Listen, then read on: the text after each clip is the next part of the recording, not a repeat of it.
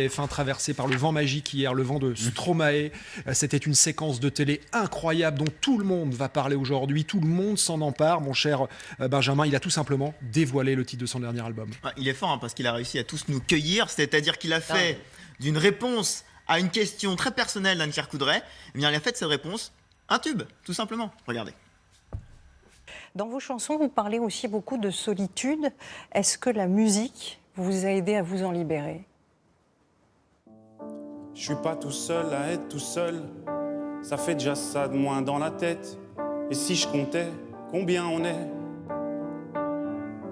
Beaucoup, tout ce à quoi j'ai déjà pensé, dire que plein d'autres y ont déjà pensé, mais malgré tout, je me sens tout seul. Du coup... Voilà, c'est un morceau qui s'intitule Enfer, séquence qui dure 3 minutes, et inutile de vous dire que sur les réseaux sociaux, on en est à plusieurs millions de vues, évidemment. Mais tout de suite, bien sûr. Alors, forcément. On connaît Stromae pour ses mises en scène absolument dingues. Il va toujours rechercher le petit truc en plus. Tout a été pensé pour créer un véritable choc médiatique hier soir. Alors effectivement, il y a Stromae qui a tout pensé. Et puis il faut dire aussi qu'il y a les équipes techniques de TF1 qui ont suivi. Regardez cette image-là, par exemple. On voit toute une atmosphère qui a été créée autour de cette chanson. On voit que les équipes techniques ont suivi Stromae. Alors si vous voulez pense aux équipes de Yohann Sayon. Mais oui, et d'ailleurs, si vous voulez connaître les coulisses de ce clip, eh bien on a passé tout à l'heure un petit coup de fil au rédacteur en chef du JT qui nous a expliqué les coulisses. Cyril Offray. Ça remonte à une discussion qu'on a eue il y a maintenant plus d'un mois avec l'équipe de Stromae, avec Stromae, et où ils nous ont fait part de cette envie de casser un peu les codes du JT et de venir interpréter un titre. Et il avait écrit cette chanson très forte qu'ils nous ont fait écouter, et on s'est dit oui, ça peut trouver sa place dans une interview, et ça peut être beau et ça peut être fort. Après, on a essayé de trouver la bonne forme, et on a beaucoup travaillé sur la réalisation, comme vous l'avez vu.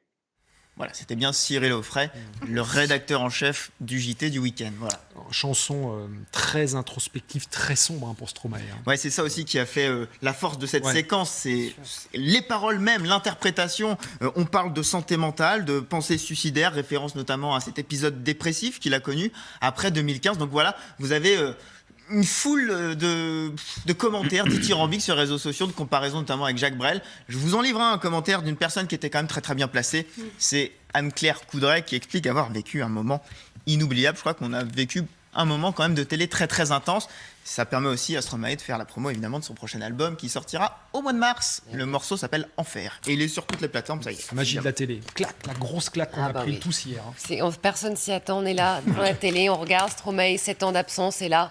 Le visage se tourne, bref, incroyable, et c'est normal qu'on en parle ce matin, et bravo à Anne-Claire Coudray donc pour cette interview. Pascal, dans un instant, on parle avec toi.